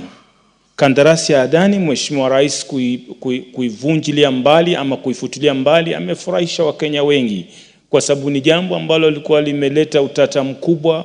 Kwa wafanyikazi wote walikuwa na wasiwasi kwamba badala sisi tumeandikwa kulipwa kwa mwezi, sasa tunabadilishwa kuwa na contract, na hali ambayo ni ya utata mkubwa kuona Wakenya wakiona rasilimali yetu tunayotegemea kwamba kuna mtu atakuja kuisimamia kwa miaka 30. Kwa hivyo ilikuwa ni wasiwasi mkubwa. Alipoifuta amefanya jambo zuri la kwamba amesikiza wananchi vilivyo wananchi, na kiongozi yote ni yule ambaye anasikiza wananchi. Kwa hivyo hilo tunampongeza Mheshimiwa Rais. Nikija katika upande wa shilingi kuwa na nguvu, kweli shilingi yetu ilikuwa imekosa thamani kubwa. Hata ulikuwa ukienda kwa nchi jirani peke yake kubadilisha pesa yetu ya Kenya, wanaikataa, wanasema hii pesa yenu sasa haieleweki kwa sababu leo iko hivi, kesho iko chini zaidi. Lakini imeimarishwa mpaka sasa dola sasa kidogo inaheshimu kwamba pesa yetu ikienda mahali inaheshimika. Na hiyo basi kushuka kwa dola, wananchi ama sisi tunategemea kwamba taifa wakati limeimarika kiupande wa pesa za kigeni na hali ya uchumi kama mafuta yaweze kushuka bei, isisimame ama isipande kwa sababu dola imeanguka. Kwa hivyo bado wananchi wanategemea kwamba madhali dola inaendelea vizuri na pesa zitashuka, ili kusudi mwananchi aweze kujikimu ama gharama za maisha zisiweze kupanda juu. Mheshimiwa Spika, tuje katika upande wa SHA. SHA mimi mwenyewe nimeshuhudia wagonjwa wa moyo katika hospitali ya rufaa ya Mombasa, Coast General Hospital. Kuna mgonjwa ambaye alienda kuwekwa pacemaker ama kifaa ambacho kinaweza kufanya moyo wake upige kwa sawa. Amewekwa na bili yake ikaja 1.3 million. 1.3 million, na nikashangaa kuona SHA imemlipia 1.1 million hapo. Kwa hivyo nimeona ni jambo ambalo linaonekana kama watalitilia bidii, kama hawatabadilika, hii SHA itasaidia sana mwananchi wa kawaida. Na vile vile kukiangalia SHA level 2, level 3, level 4 hospitals, wewe tu ukipiga tu kwenye simu yako kujiregister *147#, wewe watibiwa bure. Kwa hivyo hii inaonekana ikiwa itaendelezwa vile inavyoendelea sasa, itakuja saidia mwananchi wa chini kwa ukubwa sana. Na Mheshimiwa Spika, ni kwamba hivi sasa SHA kulipa kwa mwezi ni shilingi 300. NHIF ilikuwa shilingi 500. Kwa hivyo SHA kwa mwaka ni 3600. Kwa hivyo nina imani kwamba ikiwa watajipanga vizuri, itakuwa ni jambo ambalo la busara sana, kwa sababu matibabu yako ghali sana, mwananchi wa kawaida hayawezi. Na hata NHIF ilikuwa na uzito mmoja, wakati unaambiwa unangoja approval, unaweza ngoja masaa 3, masaa 5 kabla hata kupewa hiyo ruhusa kwamba sasa mpeni hiyo dawa ama atolewe.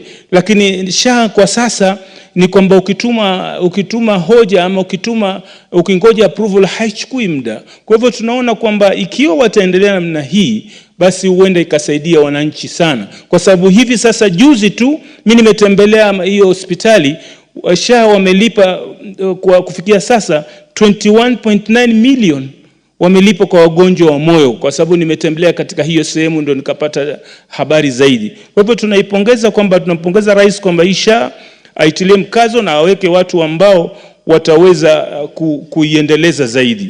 Tukenda katika upande wa chakula kweli kimekuwa bei zimeshuka. Kama ya unga, zamani ilikuwa inalipwa 160.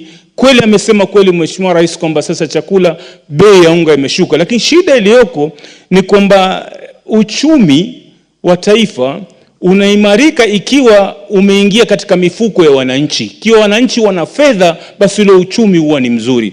Lakini kama mwananchi hana fedha, basi inakuwa sasa uchumi tu una uchumi wa kuzungumziwa, lakini mwananchi atakuwa hajausikia. Nikimalizia, kwa sababu muda wangu nimeona umekwisha, kazi za mataifa ya nje. Mheshimiwa Spika, ni kweli zimekuja juzi na zimesaidia watoto wetu wengi, lakini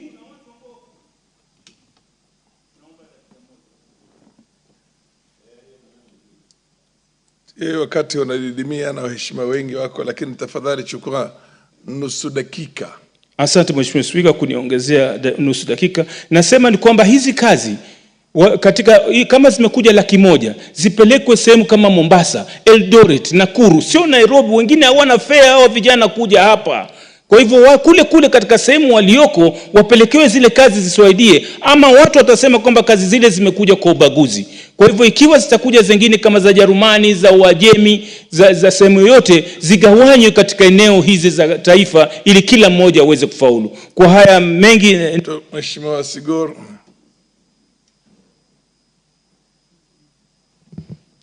Thank you, Honorable Speaker, for this opportunity. First of all, I want to Proceed.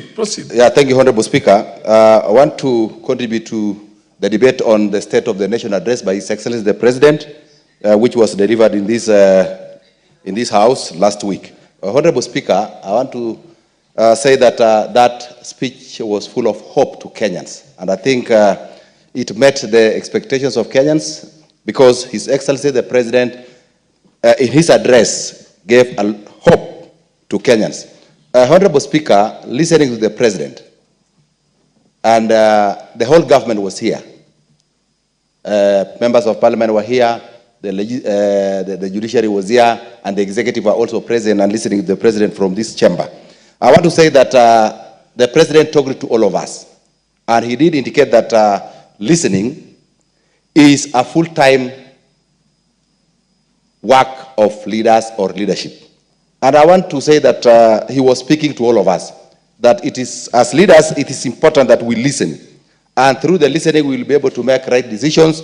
We'll be able to make plans and programs that will positively impact and affect Kenyans. Now, Honorable Speaker, I want to say a few things that I captured that are very positive from the speech of His Excellency the President during this address. One is that he did indicate that the dollar, the shilling has gained against the dollar by trading at 129 shillings, down from 162. That was very positive. Two, inflation reduced from 9.6% to 2.7%.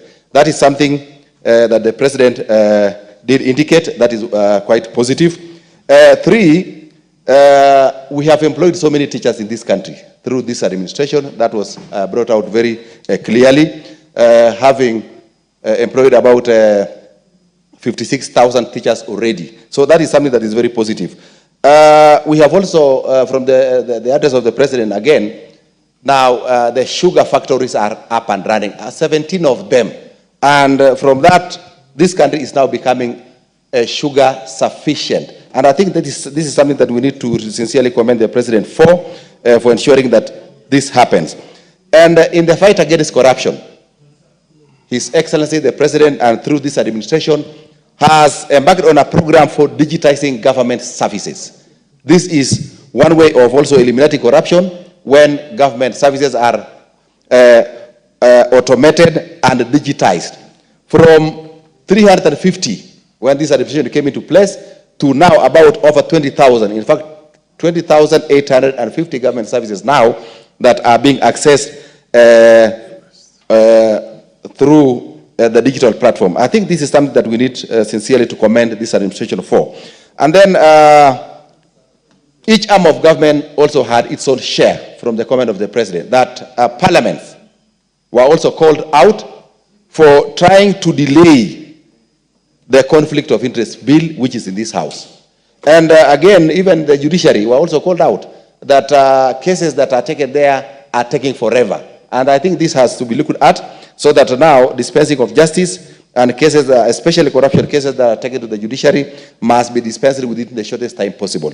Now, Honorable Speaker, the cancellation of Adani procurement, where the President did direct that the Ministry of Transport and the Ministry of Energy to cancel at whatever stage the procurement process was, that it should be cancelled. I think that is something that was received very positively by Kenyans, and I think we also want to commend the President for listening to Kenyans.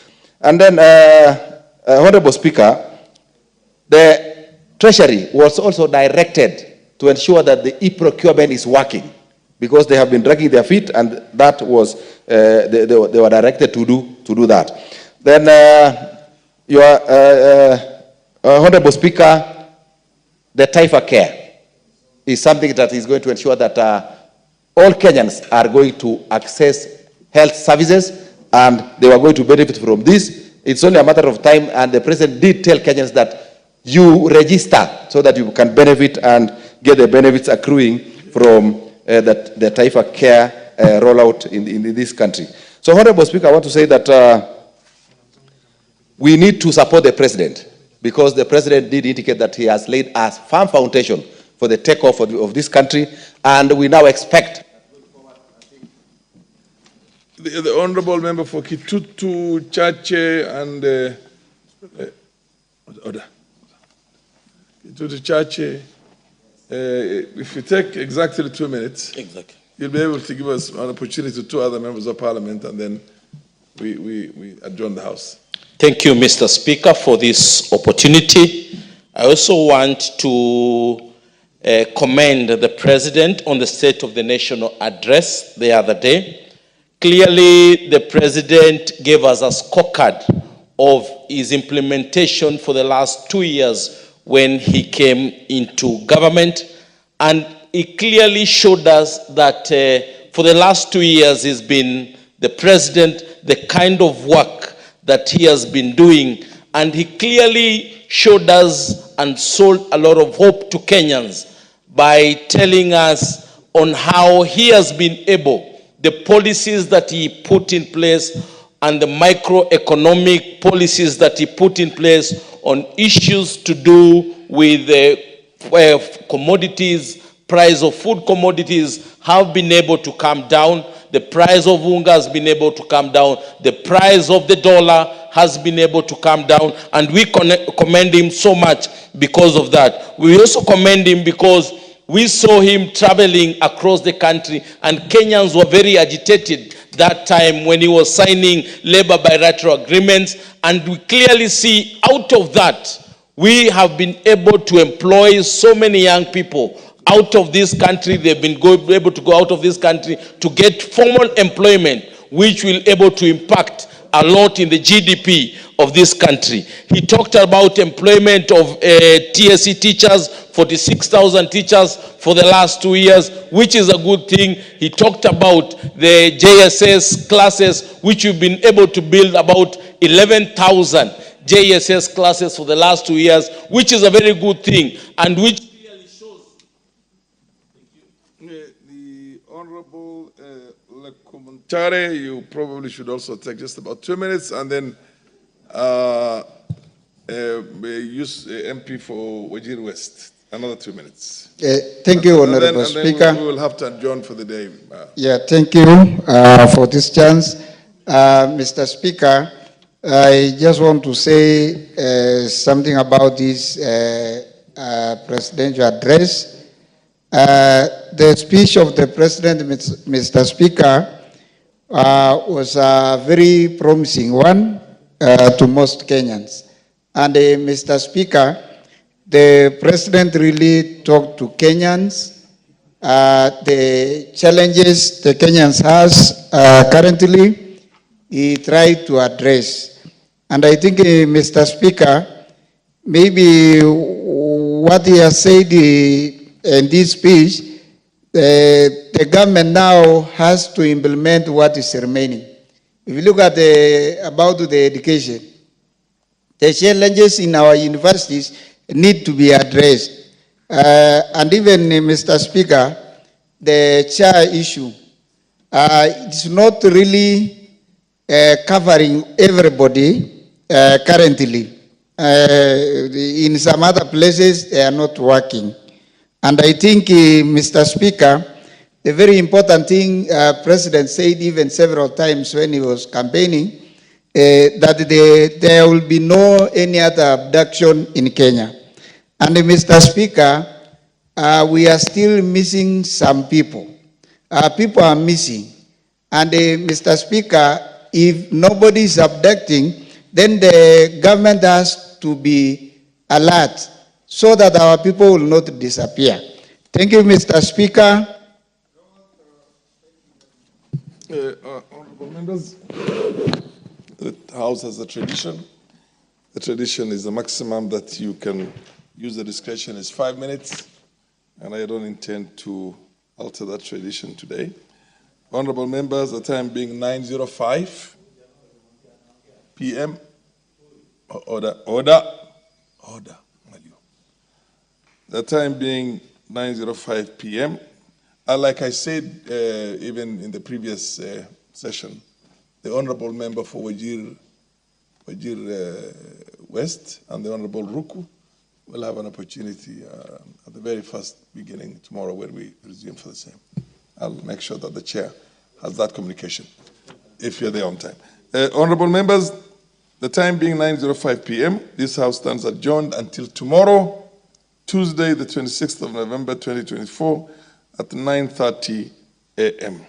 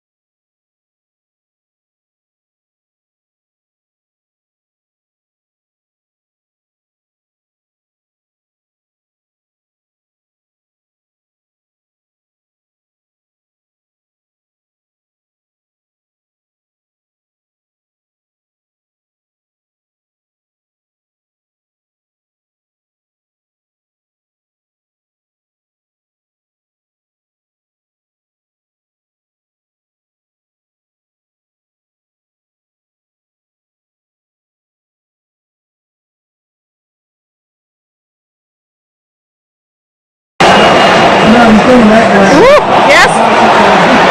Yes.